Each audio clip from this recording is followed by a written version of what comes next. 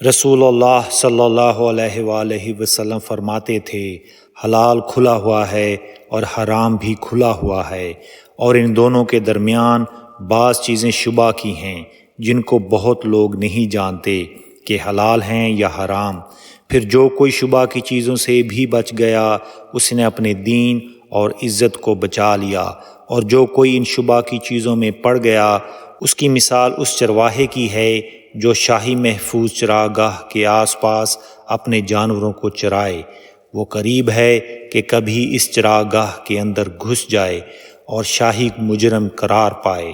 سن لو، ہر بادشاہ کی ایک چراگاہ ہوتی ہے۔ اللہ کی چراگاہ اس کی زمین پر حرام چیزیں ہیں، پس ان سے بچو۔ اور سن لو، بدن میں ایک گوشت کا ٹکڑا ہے، جب وہ درست ہوگا سارا بدن درست ہوگا، اور جہاں بگڑا سارا بدن بگڑ گیا۔ سن لو، وہ ٹکڑا آدمی کا دل ہے۔ صحیح بخاری حدیث نمبر 52۔